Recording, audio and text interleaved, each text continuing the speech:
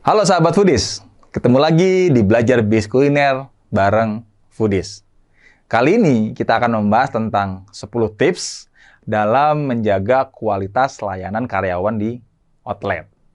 Oke, nah yang pertama, standar service. Ya, tentunya setiap brand itu memiliki levelnya sendiri-sendiri. Saya punya bisnis warteg nih, ya, marketnya driver-driver truk.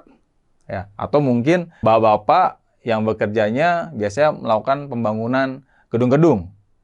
Tapi ada juga teman saya punya bisnis coffee shop, marketnya ekspatriat. Sama-sama bisnisnya bisnis kuliner, sama-sama harus memberikan servis terbaik. Tetapi ketika memiliki market yang berbeda, tentunya detailnya pun akan berbeda. Definisi tentang servis dan layanan itu akan menjadi berbeda. Jika kita memakai style, cara menghandling ya, market ekspatriat, kita implementasikan di market bapak-bapak yang profesinya adalah misalnya sopir truk, ngeheng semua. Ini apaan ini? Ngomongnya bahasa Inggris lah dan sebagainya. Tapi begitu pun sebaliknya. Gaya servis misalnya di warteg kita pakai untuk market ekspatriat, mereka bisa bilang, servis macam apa ini gitu kan. Standarnya berbeda, tidak ada yang lebih baik satu dibanding yang lain. Yang ada adalah nggak cocok tuh, nggak matching tuh. Apa yang kita kasih ke target market kita, dan apa yang market kita itu ekspektasikan. Sehingga hal pertama ya, yang teman-teman perlu set, ketika kita akan menentukan atau menjaga namanya service level dari base kita harus menentukan dulu, sebenarnya service level seperti apa yang kita inginkan. Itu harus jelas definisinya. Karena karyawan, ya, kru, tim kita, tentunya ketika masuk join ke bisnis kita, mereka punya background yang berbeda-beda. Mereka punya definisi servis yang berbeda-beda. Nah, inilah yang harus kita buat standarisasi. Ya. Kita harus menentukan dulu sebenarnya indikatornya apa servis yang baik menurut brand kita yang memang market kita inginkan. Dan kemudian setelah indikator itu kita sudah bisa tetapkan, buatlah SOP-nya, ya, buatlah standarisasinya. Karena itulah akan menjadi dasar ketika nanti tim baru masuk, kita training ya.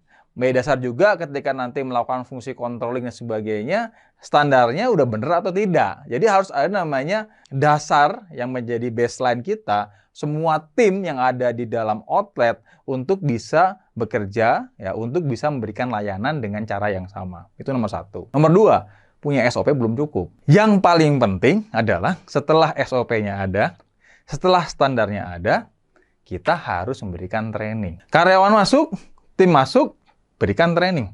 Seperti apa sih servis yang bagus itu gitu. Dan training itu bukan cuman, oke, saya sampaikan ya, begini caranya, tahapannya ada 5 tahap, tahap 1, tahap 2, tahap 3, tahap 4, nggak gitu juga gitu loh. Itu belum cukup.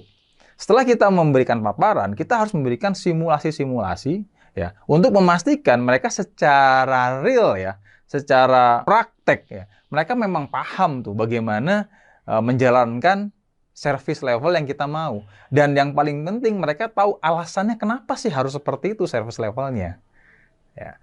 Pak, kasih pemahaman ke mereka. Karena market kita A, B, C, D, F, G, ekspektasinya ada 1, 2, 3, 4. Oleh karena itu, service level seperti yang kita tawarkan inilah ke konsumen, itu yang memang harus kita jalankan. Jadi mereka menjalankan pekerjaan itu bukan dogmatik ya, tapi mereka benar-benar menjalankan karena tahu jika mereka menjalankan SOP yang sudah diajarkan selama training, itu akan membantu kinerja mereka, performance mereka, tingkat kepuasan dari konsumen. Nah, itu yang kedua. Yang ketiga, setelah fase training, pastinya tim kita terjun dong ke lapangan. Ya, itu jangan langsung dilepas. Ya. Lakukan proses mentoring, itu pendampingan.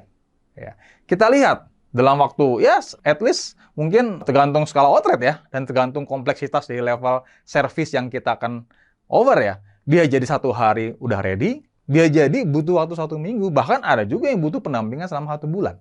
Tergantung level kompleksitasnya seperti apa. Nah, di sana kita pepet tuh tim kita lihat nih. Di lapangan itu bagaimana cara mereka bekerja.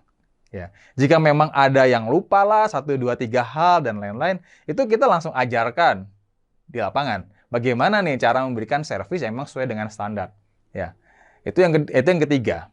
Yang keempat, ketika sudah mulai mereka terbiasa, untuk bisa menjalankan service standar yang memang itu yang kita inginkan untuk konsumen kita, lakukan proses coaching. Ya, karena dianggap mereka sudah paham ya. Di situ juga banyak diskusi. Ketika ada situasi-situasi yang memang sulit, ya, kita minta opini dari tim kita. Bagaimana solusinya? Sehingga mereka pun diajak untuk berpikir. Tidak cuma disuapin ya, harus A, B, C, D, F, G. Ya. Tapi kombinasi dari melakukan training dengan SOP yang jelas, kemudian pendampingan, mentoring, dan coaching, itu adalah satu kombinasi yang memastikan tim kita benar-benar paham. Tidak cuma hafal tentang bagaimana menjalankan sebuah SOP service. Nah, yang kelima, anggap tim kita sudah bagus. Dia udah paham lah bagaimana menjalankan si service tadi. Mulailah dia bekerja. Jangan beranggapan semua sudah selesai. Belum selesai. Berikutnya adalah kontrol. Ya. Karena kita nggak tahu ya, namanya di lapangan ya, namanya human, manusia ya. Itu kadang-kadang situasi hatinya mungkin lagi baik, lagi nggak oke, mungkin traffic lagi tinggi, emosi dia lagi nggak stabil, dan lain-lain. Bisa jadi itu menjadi satu blind spot, sehingga mungkin ada yang sadar, ada yang enggak, SOP itu nggak dijalankan. Kenapa? Karena mungkin belum menjadi habit, belum menjadi budaya buat tim kita. Ya, mungkin dia belum mendapatkan teori atau konsep service ketika masuk ke perusahaan kita. Sebelumnya nggak paham tuh konsep itu. Dan menjadikan sebuah konsep baru untuk menjadi culture itu nggak bisa bentar. Itu butuh waktu.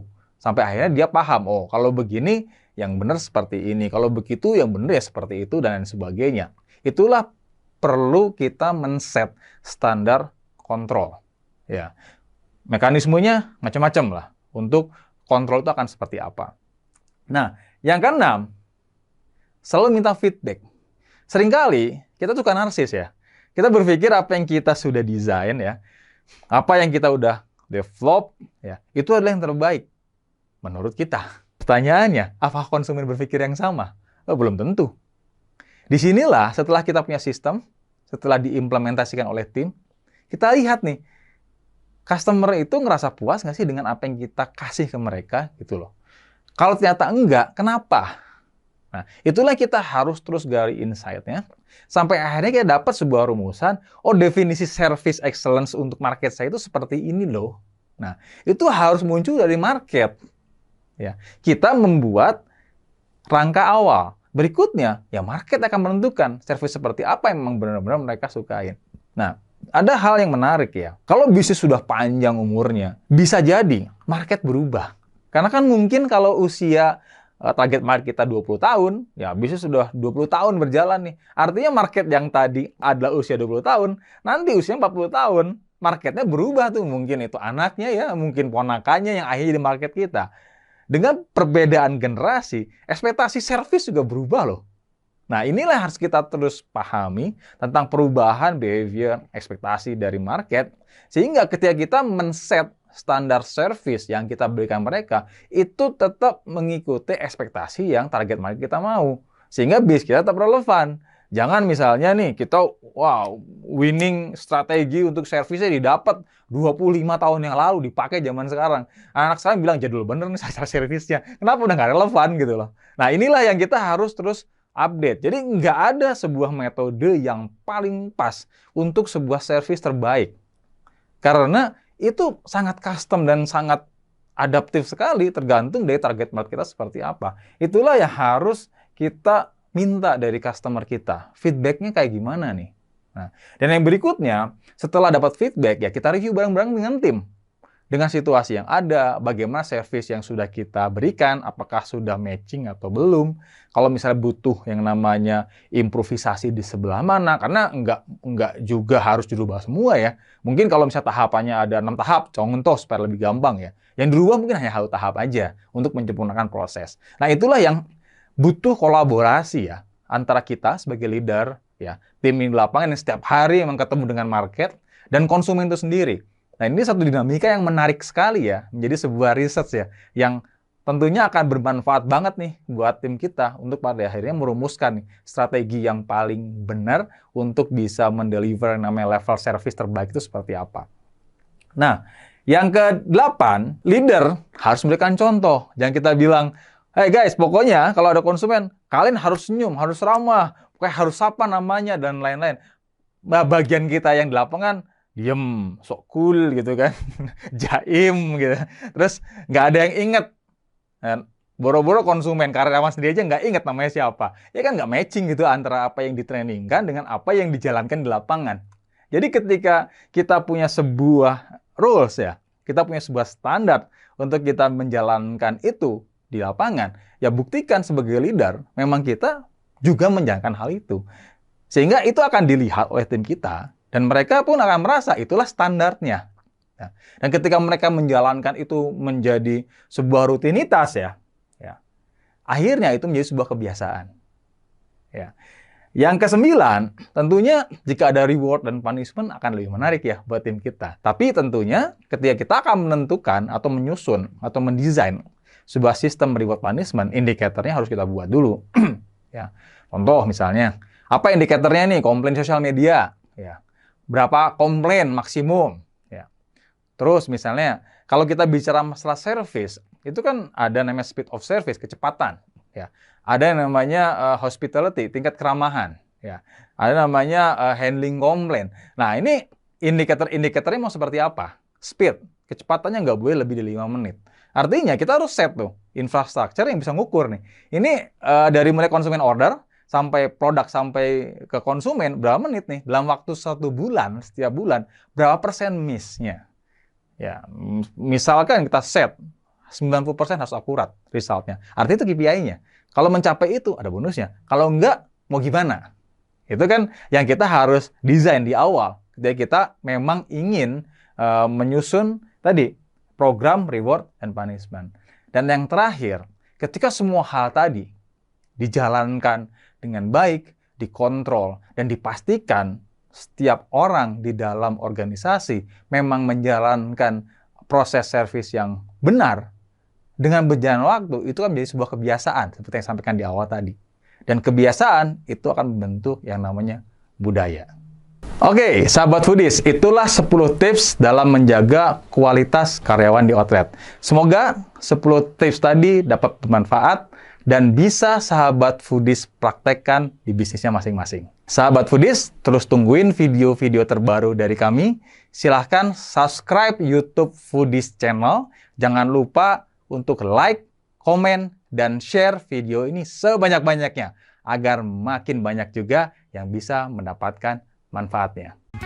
Jangan lupa subscribe di Foodies YouTube channel di tombol subscribe agar kita bisa mendapatkan update berbagai video terbaru dari Foodies dan juga share ke berbagai grup video-video pembelajaran dari Foodies. Ikuti kelas-kelas Foodies terbaru dan sekolah bisnis kuliner, kunjungi www.foodies.id.